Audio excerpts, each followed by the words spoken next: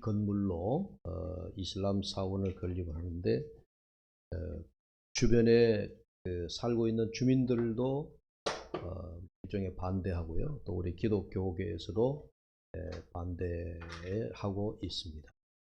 왜냐하면 이슬람 교도들이 우리 대구에 아마 전국에서 우리 대구에 가장 분포 인구도가 많은 것 같습니다. 어제 오후에는 동성로에서 퀴어 축제가 있었는데 퀴어 축제를 반대하는 우리 기독교 단체에서 어제 반대 시위를 하고 또 동시에 이슬람 사원 건립하는 것을 반대하는 이제 그런 동성을 어제 했죠. 제가 이제 이슬람 사원을 건립하는 것에 대한 이야기를 했습니다. 제가 이슬람 뭐랄까요, 무슬림들의 어떤 그런 기도 생활을 제가 잠깐 소개하려고 그런 거예요. 우리나라의 외국인 근로자로 들어와 있는 이 무슬림 사람들이 하루에 3번씩 기도합니다. 그러니까 요즘은 이제 워낙 인구들이 이제 많다 보니까 노동자들의 외국인 근로자의 수가 많다 보니까 어떤 회사, 어떤 공장에서는 이 무슬림들이 일을 하다가 자기들이 기도하는 시간이 되면은 일손을 놓고 기도를 해야 되는 거예요. 그러다 보니까 이제 한두 사람 같으면은 이게 별 영향이 없는데 수가 많다 보니까 어떤 회사에는 이 무슬림들을 위한 회사 안에 기도 장소까지 이제 만들어줘요. 이 사람들의 손이 이제 절대적으로 많이 필요하다 보니까 그 사람들에 대한 이제 배려를 해주는 거죠. 그러다 보니까 회사 안에 기도하는 공간을 따로 마련해 줄 정도로 그렇게 되어 가고 있습니다. 이 얘기는 무슨 얘기냐면 이 무슬림들은 세계 어느 곳에 가든지 그들이 가지고 있는 신앙의 기도 생활하는 그거를 뭐랄까요, 반드시 지켜낸다.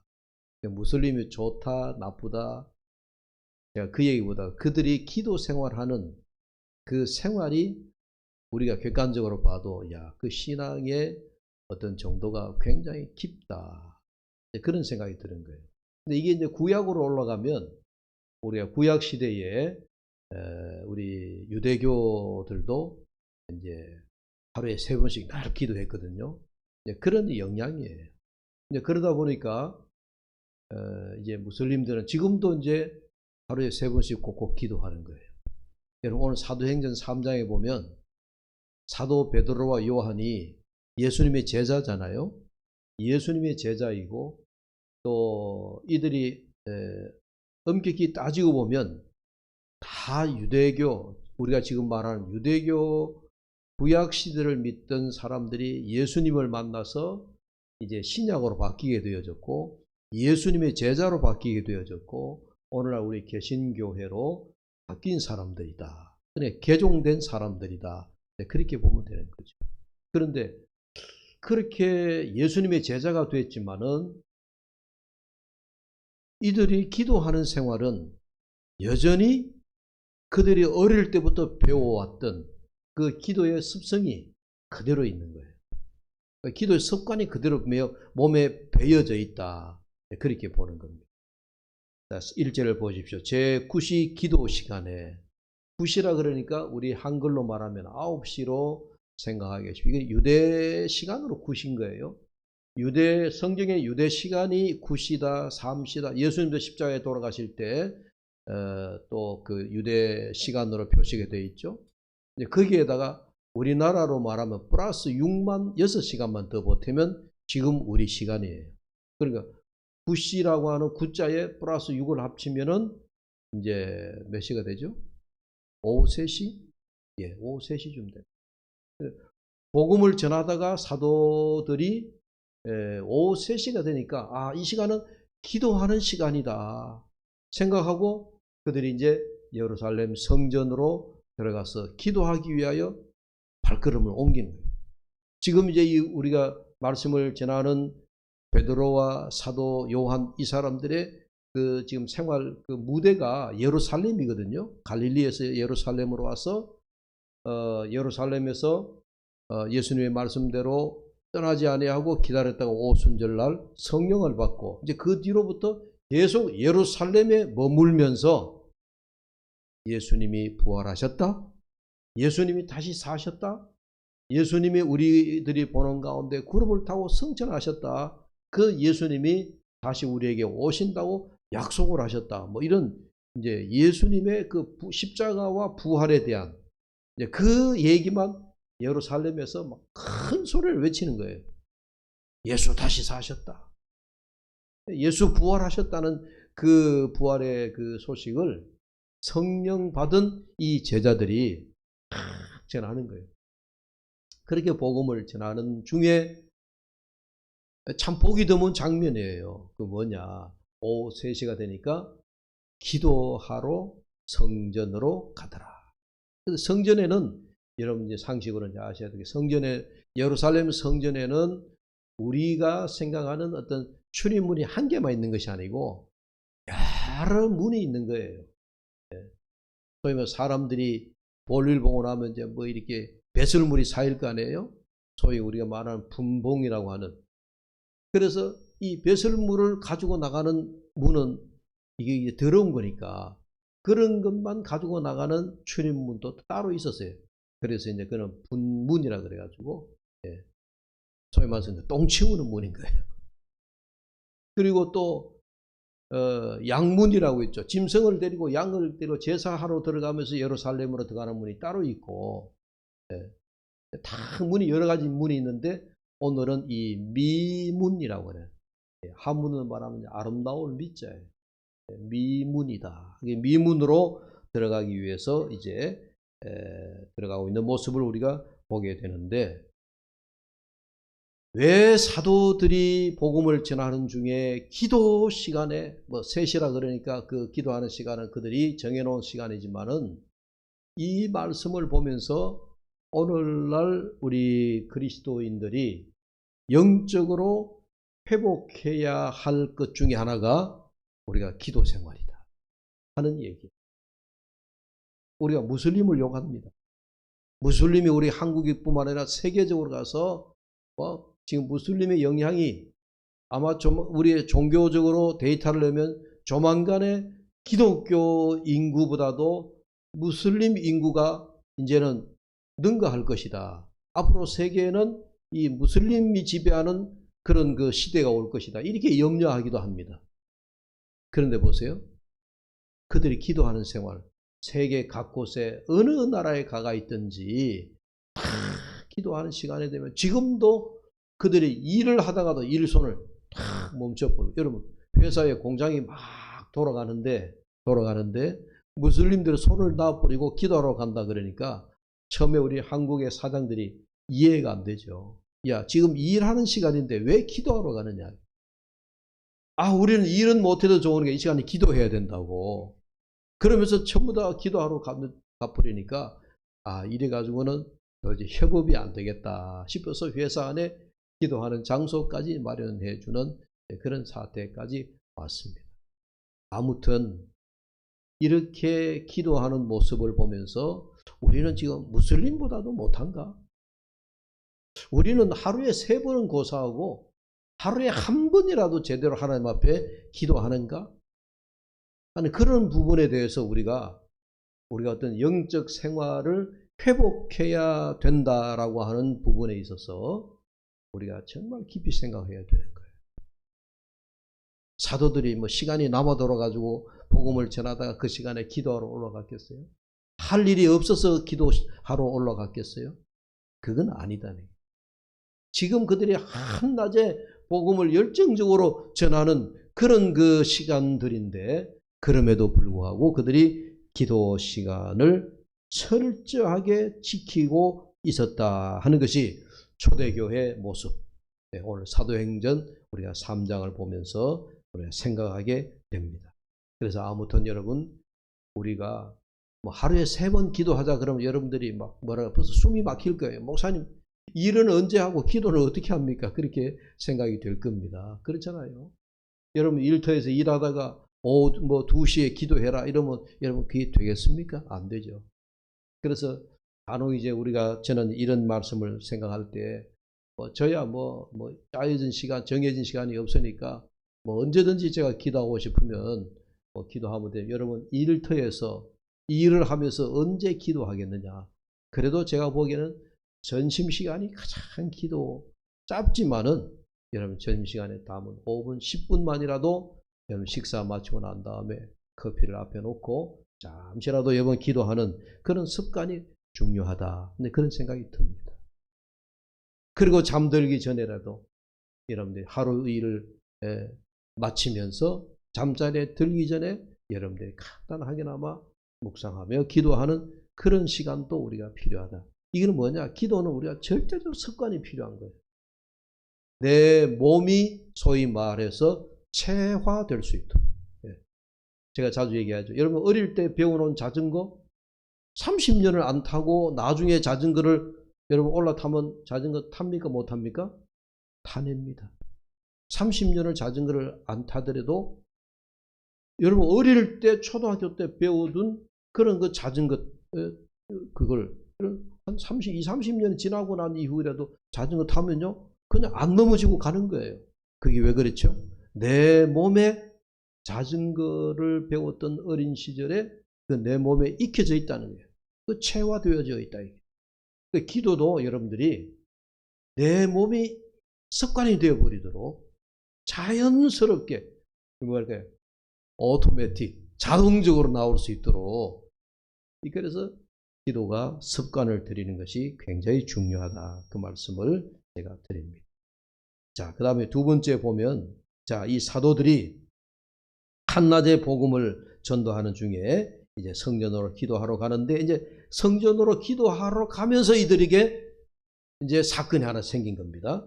성전 미문으로 들어가려고 하는데 그들의 눈에 들어온 한 사람이 있었습니다. 태어나면서부터 걷지 못하는 장애인이었습니다. 누군가의 등에 업혀서 성전 미문에 두면 이 장애인은 하루 종일 성전 미문 입구에 앉아가지고 성전으로 들어가는 사람 나오는 사람에게 뭐 하는 거예요? 소위 구걸하는 거예요.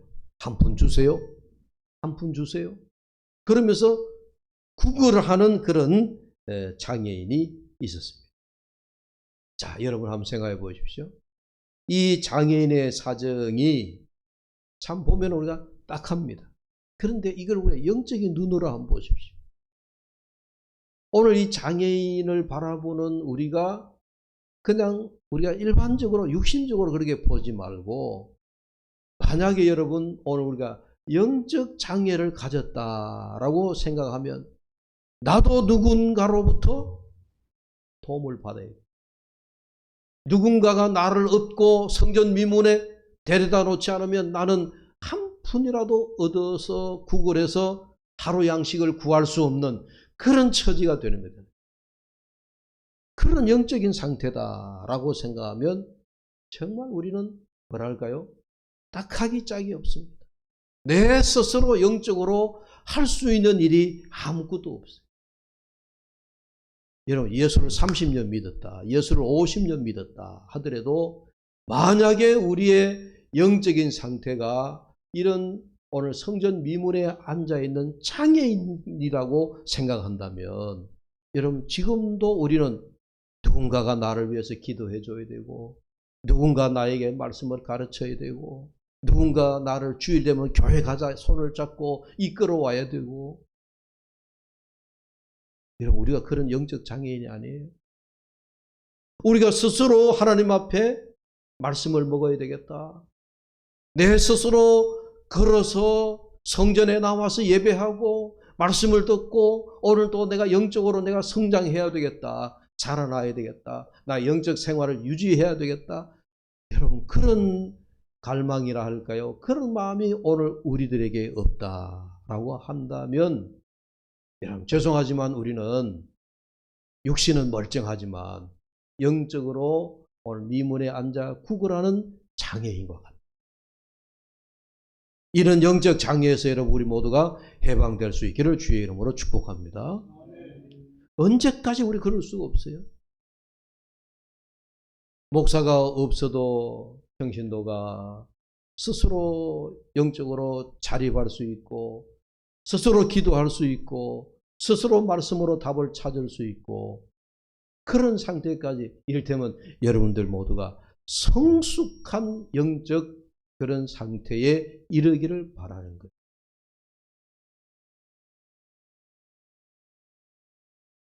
그러면서 이 말씀을 보면서 제가 그런 생각이 듭니다.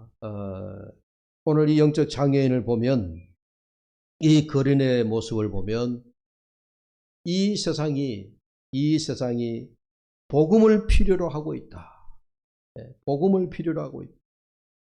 복음을 필요로 하고 있는 그 누군가, 인류의 우리가 살고 있는 이 세상에 누군가에게 이 복음을 전해야 되는, 예수 그리스도를 전해야 되는 그런 어떤 모습을 여기서 보여주고 있다. 그런 생각이 듭니다.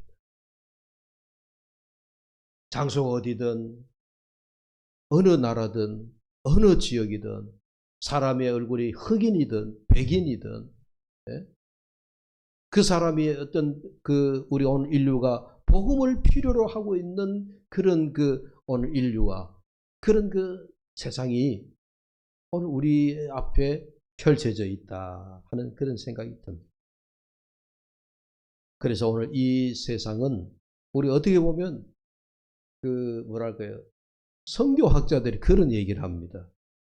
복음이 예루살렘에서 시작해가지고 이 복음이 유럽으로 넘어가서 이제 유럽에서 다시 구라파로 미국을 비롯한 구라파로 넘어가서 그 다음에 이 복음이 다시 이제 아시아로 해가지고, 그리고 그 복음이 이제 이를테면 이제 아시아도 여러 가지 있죠. 중앙아시아도 있고 동아시아도 있고 그 다음에 동남아시아도 있고 여러 아시아 지역이 있는데, 이 복음이 어쨌든 예루살렘에서 예수 그리스도의 복음으로 시작한 이 복음이 유럽에서 구라파로 아시아로, 그리고 돌고 돌아가지고 마지막에 다시 예루살렘으로까지 오게 되어지는 날은 복음이 온 인류를 다 정복하는 거잖아요.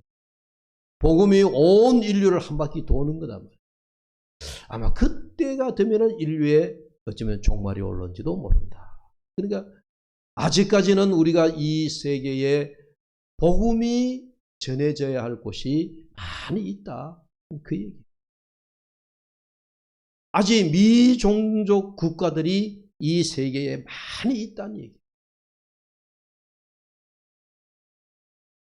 오늘 이 장애인을 보면서 이런 생각도 깊어졌습니다. 예루살렘 성전을 바로 눈앞에 두고 있습니다. 성전 미문에 있으니까 성전이 바로 눈앞에 있잖아요. 눈앞에 있음에도 불구하고 이 거린을 어깨에 메고 온 그런 사람이나 또 이 장애인이나 할 것 없이 이들이 왜 성전에 우리가 한번 들어가 보자, 하루 육신의 어떤 양식을 구걸하기 위해서만 이 미문에 앉아 있을 것이 아니라, 아니 미문을 밀고 들어가서 하나님의 성전 안으로까지, 성전 마당에까지라도 한번 들어가 보자. 그러면서 이 구걸해야만 하루를 살아갈 수 있는 이 사람을, 이 장애인을 등에 들쳐 업고 왜 성전 미문 안으로 한번 들어가려고 하지 않았을까? 근데 그런 생각을 하니까 참 등에 메고 온 그 사람, 한편으로 보면 그 사람 안전뱅이를 돕는 사람이잖아요. 장애인을 돕는 사람이니까 감사한 일이죠. 감사한, 그 사람에게 육신의 하루의 양식을 구걸할 수 있도록 그 사람을 얻고 온 사람, 굉장히 고마운 사람이에요. 그러나 왜 그에게 육신의 양식만을 구하게 하고 정말 영의 양식, 성전 안으로, 미문 안으로는 왜 이 사람을 메고 업고 들어가려고 하지 않았을까? 이 사람의 관심은 오직 육신의 양식을 구하는 거기까지만 관심이 있었다라고 생각할 때에 한편으로는 매우 딱한 생각이 듭니다. 매우 딱한 생각. 우리나라에 소위 말해서 이제 구호단체, NGO에 해당하는 시민단체 중에서도 구호를 해야 되겠다, 구제를 해야 되겠다 생각하고 생긴 그런 구호단체가요, 이름도 알지 못하는 그런 그 구제단체까지 우리가 총 한 300여 개 종류가 있다고 그럽니다. 여러분들이 잘 아시는 뭐 월드비전, 기아대책, 그 다음에 초록우산, 그 다음에 또 뭐죠? 칠드런, 이런, 하여튼, TV에 보면 한 달에 10,000원씩, 30,000원씩, 여러분 세계 기아 굶어 죽고 있는 아이들에게, TV 선전까지 하면서 많이 있잖아요? 대표적으로 TV에 나오는 구호단체 말고도 우리나라에 등록되어져 있는 NGO가 약 300여 개가 된다 하는 이야기입니다. 근데 그 가운데 우리나라의 NGO 단체로는 최초로 만든 단체가 기아대책이에요. 네, 우리 교회가 후원하고 있고 제가 후원 이사로 있는데, 그 기아대책의 그 단체가 우리나라에서 최초로 생긴 민간 NGO라고 얘기하는데, 이 기아대책에서 표방하고 있는 구호가 뭐냐면, 한 손에는 빵을, 한 손에는 복음, 성경을. 그러니까 세계 곳곳에 미종교 국가에 가보니까 굶어 죽는 나라, 굶어 죽는 백성들이 너무 많은데 그들에게 빵을 줘야 돼요. 양식을 줘야 돼요. 그런데 양식만 줘가지고는 해결이 안 되더라. 뭐를 동시에 줘야 돼요? 복음을 동시에 줘야 돼요. 그러니까 기아대책에서는 우선이 복음이에요. 복음이에요. 복음을 전해주기 위해서 성경만 주고 예수만 믿으라고 해가지고 너무너무 가난한 나라에는 그게 잘 먹히지가 않으니까 성경을 주면서 함께 뭘 또 주는 거예요? 빵도 주는 거예요. 그래서 한 손에는 빵을, 한 손에는 성경을, 복음을. 그게 이제 기아대책에서 표방하는 건데, 슬로건인데요. 저는 그게 참 복음적이라고 봐요. 많은 NGO 단체들이 전부 다 뭐만 하는 거예요? 구제만 하는 겁니다. 구제만. 배고픈 사람들에게 빵만 주는 겁니다. 그런데 오늘 우리가 해야 할 일은 빵도 줘야 되겠지만 뭐를 줘야 돼요? 생명의 양식, 하나님의 말씀을 전해줘야 된다는 거예요. 그래야 그들이 산다는 거예요. 오늘 성전 미문에 앉아있는 이 태어나면서부터 걷지 못하는 이 장애인에게 많은 사람들이 성전 미문으로 하나님 집에 기도하러 들어가면서 나오면서 그 사람에게 하루 양식에 해당하는 양식을 많이 줬을 겁니다. 그런데 그 사람이 평생을 얻어먹은 양식인데도 내일이면 또 나와야 됩니다. 내일이면 양식이 떨어지기 때문에 또 나와서 성전 미문 앞에서 양식을 구걸해야 됩니다. 그런데 사도 베드로와 요한이 오늘 그 양식을 이제 끝내는 겁니다. 성전 미문으로 들어가려는데 여전히 이 장애인이 오늘 나에게 한 푼 주세요 구걸을 할 때 베드로와 요한이 그 사람을 주목하여 봅니다. 내게는 은도 없고 금도 없다. 내가 너에게 줄 수 있는 것은 양식이 없다. 그러나 은도 없고 금도 없지만은 예수 그리스도의 이름을 너에게 준다. 그 얘기잖아요. 생명의 양식인 예수님을 준다는 얘기잖아요.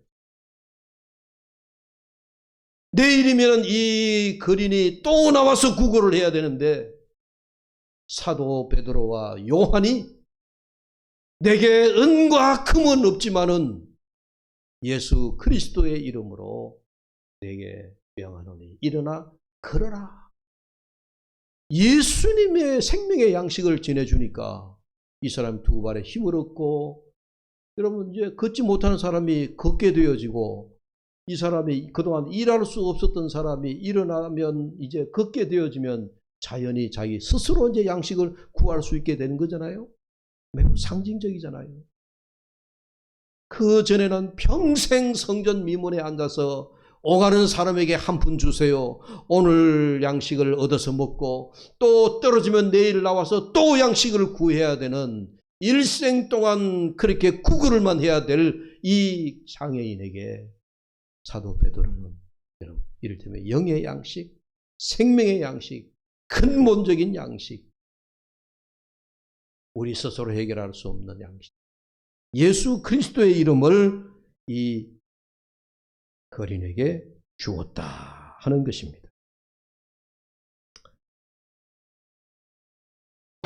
침례신학대학교의 교수로 은퇴한 박영철 목사라고 하는 사람이 구멍난 복음을 메우라 하는 그런 책을 썼습니다. 제가 이 구멍난 복음을 메우라 하는 책을 읽다 보니까 참 공감되는 얘기가 많았어요. 오늘 이 시대에는 정말 예수 그리스도의 복음, 우리가 복음을 전하는데 우리가 전하는 복음에 구멍이 많이 나 있다는 거예요. 그러니까 복음을 전하긴 전하는데 이 복음이 제대로 전해지지 못하고 복음이 왜곡되거나 혹은 복음이 잘못 전수되거나 해서 복음이 온전한 복음을 전하지 못하고 있다라고 하는 그런 시대적인 아픔을 가지고, 그래서 구멍난 복음을 메우라 하는 그런 책인데, 제가 이 책 읽다 보니 그런 생각, 저도 어릴 때 요즘은 양발을 떨어지지 않은 양발도 우리가 신다가 실증하면 다 버려버리고, 또 심지어는 뭐 한 대여섯 번 신다가 빨래하기 귀찮아서 벗어버리고 던져버리고, 그런 경우도 없잖아 있을 거예요. 그러나 아마 여러분도 기억하시지만 우리가 60, 70년대 옛날 우리 어른들은 양말 하나 하면 구멍이 떨어질 때까지 신었어요.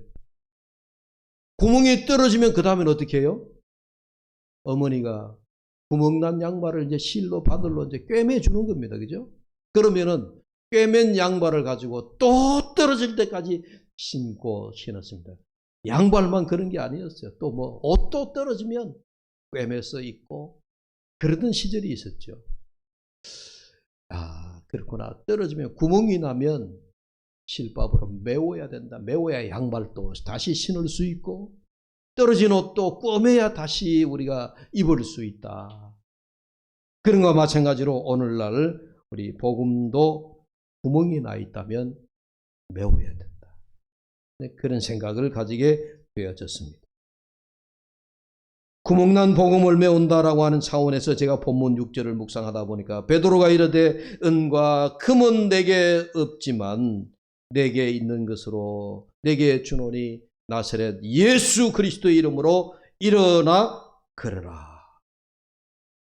여러분, 사도 베드로가 돈은 없지만 권력은 없지만 힘은 없지만 예수의 이름을 너에게 주마. 사도가 줄 수 있는 것은 가진 것이라고는 예수 이름밖에 없더라고요. 예수 이름밖에. 그래서 나사렛 예수 그리스도의 이름으로 명하노니 일어나 걸으라, 그렇게 말씀을 했죠. 여러분도 이미 여러 차례 들으셨겠지만 김준홍 목사님이 서울 청계천에서 넝마주의자들과 함께 교회를 개척해가지고 많은 시행착오를 했습니다. 처음에 빈민촌에 들어가서 넝마주의자들과 함께 교회를 개척하는데 사람들이 너무 못 살고 먹을 것이 없고, 그러니까 이 사람들을 어떻게 먹여 살려야 될까 생각하다가 사람들에게 이제 선교헌금을 받아가지고 장사할 수 있도록 리약가를 준비해 줬다는 거예요. 손수레를 준비해서, 자, 이 손수레를 가지고 가서 서울 종로에 가서 청계천에 가서 장사를 해라. 그러면서 이제 뭐 장사 소위 미천을 이제 대준 거죠.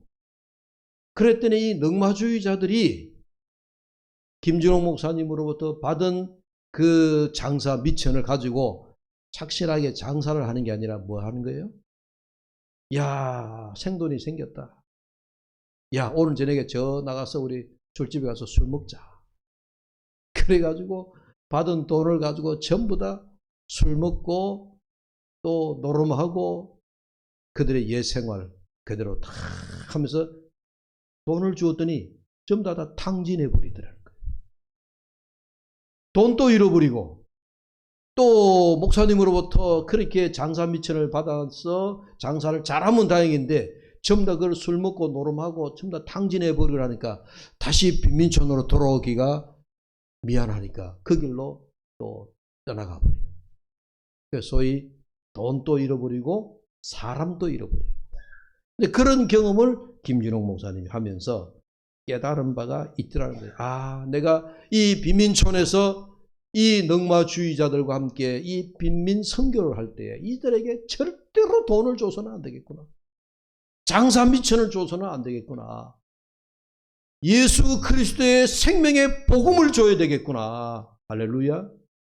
그렇게 그는 김 목사님이 빈민촌에서 실제로 빈민 선교를 하면서 그 경험을 말씀하는 거예요. 그 얘기를 들어보면 참 일리가 있어요. 시대가 많이 바뀌었지만 오늘날에도 우리가 마찬가지다. 돈으로 목회해야 되겠다. 돈으로 선교해야 되겠다 하는 데는 우리가 한계가 있다 하는 이야기입니다. 아무튼 여러분, 성전 미문은 이방인들과 죄인들이 많이 모여든 출입문입니다. 오늘 교회도 그렇게 생각해 보면 이 성전 미문이라고 하는 것은 오늘 우리 교회를 상징하는 것과 마찬가지예요. 교회는 의인이 오는 곳이 아니에요.